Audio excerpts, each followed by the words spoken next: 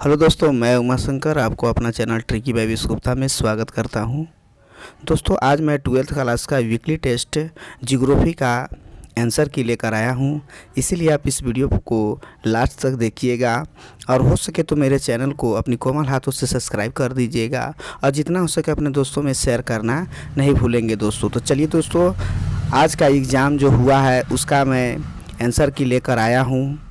अगर आप इसका टेस्ट दे लिए होंगे तो आप इस आंसर की के माध्यम से आप आंसर को मिला सकते हैं कि आपने कितना क्वेश्चन सही किया। तो चलिए देखिए, मैं आप लोग को बहुत ही विस्तृत ढंग से बताने वाला हूं इसका आंसर की और बहुत ही विस्तारित करने वाला हूं जो आपके लिए गागर में सागर का काम करेगा। तो इसीलिए आप वीडियो को देखिएगा और अपने दोस्तों में शेयर करना नहीं भूलेंगे दोस्तों। तो चलिए दोस्तों, MCQ क्वेश्चन को हम लोग सॉल्व करते हैं।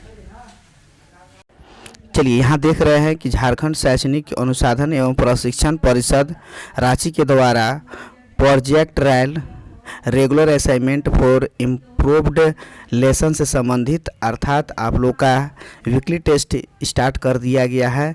यह विषय जियोग्राफी का है, कक्षा 12th क्लास का है, जिसमें समय आपको 90 मिनट का मिलेगा। 40 नंबर का प्रश्न होगा। इसके बाद यहाँ पर कुछ निर्देश दिया गया है, सामान्य निर्देश।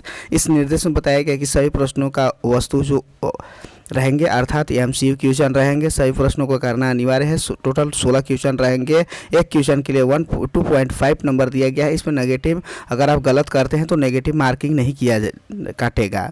इसके साथ ही कह रहा है कि 4 विकल्प दिए रहेंगे जिनमें से एक ही विकल्प को चयनित करना है। तो चलिए देखते हैं। सबसे पहले हम लोग पहला क्वेश्चन यहाँ पर देखते हैं। तो सबसे पहले पहला क्वेश्चन हम यहाँ देखते हैं। तो हमारा पहला क्वेश्चन कह रहा है प्रति इकाई उत्पादित अधिक होता है परंतु प्रति कृषक उत्पादन कम होता है, यह किस प्रकार की प्रणाली से संबंधित है? तो यहाँ पर 4 ऑप्शन दिया हुआ है, गहन निर्वाह कृषि, विस्तृत वाणिज्य, अनाज कृषि, रोपण कृषि या मिश्रित कृषि। तो इसका राइट आंसर हो जाएगा ऑप्शन नंबर 2, विस्तृत वाणिज्य अनाज कृषि हो जाएगा। विस्तृत अनाज कृषि के अंतर्गत यह आता है। विस्तृत अनाज कृषि वैसा कृषि है जो मध्य अक्षांशीय के आंतरिक अर्ध शुष्क प्रदेशों में इस प्रकार की कृषि की जाती है। इसमें इसकी मुख्य फसल गेहूं है, यद्यपि अन्य फसलें जैसे मक्का, जौ, राई एवं आदि इसमें रोपी जाती है। इसमें खेतों का आकार बहुत बड़ा होता है एवं खेत करने से फसल काटने का सभी कार्य मशीनों द्वारा की जाती है। इसमें प्रति एकड़ उत्पादन कम होता है परंतु प्रति व्यक्ति उत्पादन अधिक होता है। इस तरह से यहाँ पर ही बताया गया है। तो इसीलिए इसका ऑप्शन नंबर 2 राइट आंसर हो जाएगा। इसके बाद हम लोग अगला क्वेश्चन हम लोग देखते हैं। तो अगला क्वेश्चन हमारा कह रहा है, अगला क्वेश्चन है यूरेशिया के घास स्थल को किस नाम से जाना जाता है? तो इसका ऑप्शन है प्रियस, पंपाज के स्टेपीज के ड्राउस। तो इसका राइट आंसर हो जाएगा ऑप्शन नंबर 2। सॉरी, इसमें 3 आंसर हो जाएगा क्योंकि यूरेशिया के स्टेपीज होता है, जबकि यहाँ पर देखिए पेरिज तो पेरिज यहाँ पर होता है तो उत्तरी अमेरिका का है। उत्तरी अमेरिका में पेरिज, उत्तरी अमेरिका, जबकि पंपाज किस में बोला जाता है? तो पंपाज के लिए अर्जेंटीना में बोला जाता है कि जबकि ड्राउन तो ऑस्ट्रेलिया में बोला जाता है। ड्राउस जो है ऑस्ट्रेलिया का है, जबकि इस तरह से यहाँ पर है। अगर आप देखिएगा तो न्यूजीलैंड में इसे कैंटरबरी भी कहा जाता है। इस तरह से यहाँ पर मैदान पाए जाते हैं जिसमें कृषि की जाती है और इस नाम से जाना जाता है। अगला क्वेश्चन हम लोग देखते हैं, फजेंडा किससे संबंधित है?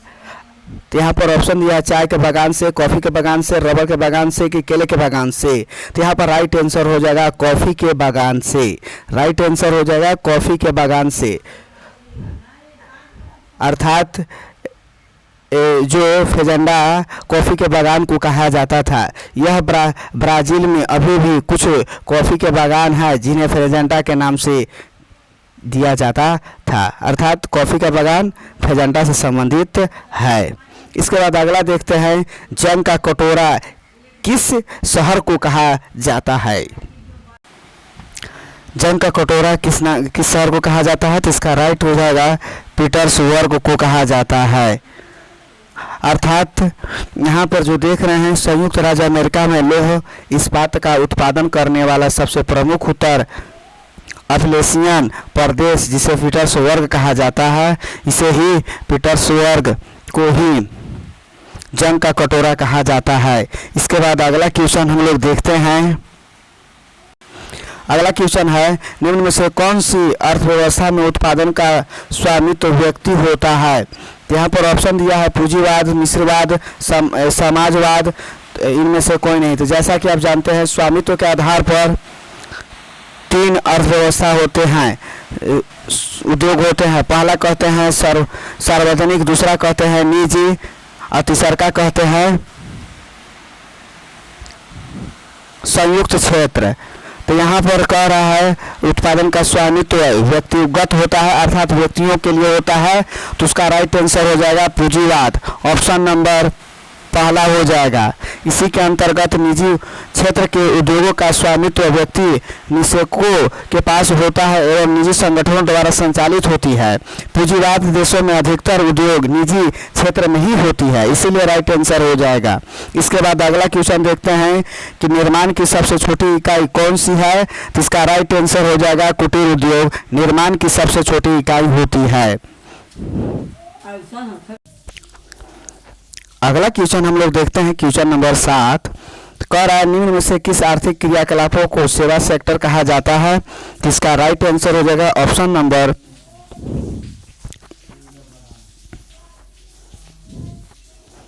ख, तृतीय क्रिया को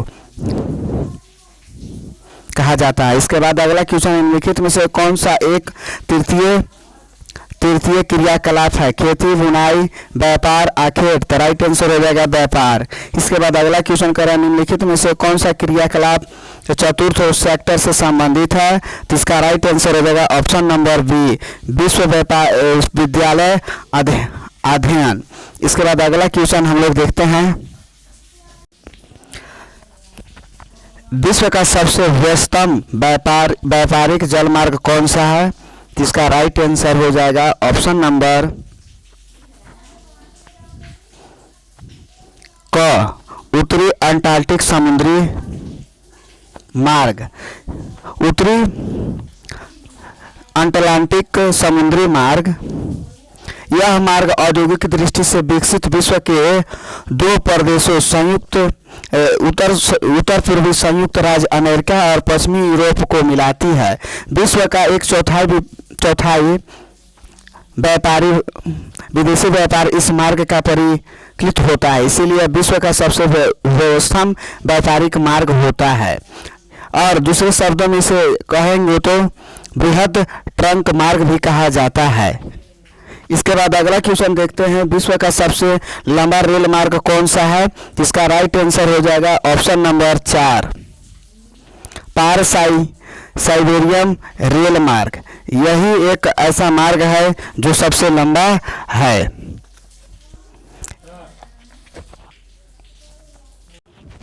इस मार्ग का लंबाई 9,322 किलोमीटर है। यह दोहरी पथ से संयुक्त विद्युतीकृत पार महाद्वीपीय रेल मार्ग है, अर्थात यह विद्युत करीय रेल मार्ग है। इसके बाद हम लोग देखते हैं अगला क्वेश्चन। तो अगला क्वेश्चन हमारा कह रहा है, स्वेज नहर किन 2 जल क्षेत्र को जोड़ता है? अर्थात स्वेज नहर किन 2 जल क्षेत्र को जोड़ता है? तो इसका राइट आंसर हो जाएगा ऑप्शन नंबर ख, 2 हो जाएगा। भूमध्य सागर और लाल सागर को जोड़ती है। कौन सा? स्वेज नहर। तो स्वेज नहर, तो चलिए देखिए थोड़ा सा हम लोग जानते हैं स्वेज नहर का निर्माण कब किया गया था। तो इसका निर्माण 1869 अर्थात में किया गया था। यह मिस्र में है। कहाँ पर है? मिस्र में है। इसके जो वह यूरोपीय यह भूमध्य सागर, जिसके मध्य में भूमध्य सागर और लाल सागर को जोड़ते हुए यह निकलती है। इसके बाद हम लोग अगला क्वेश्चन देखते हैं। अगला क्वेश्चन कर रहा है ऋणात्मक सह संबंध वाले प्रकीर्णन अंकन में अंकित मानव के वितरण कोई दिशा होगी, अर्थात कौन सी दिशा होगी? जब ऋणात्मक में होगा तो वह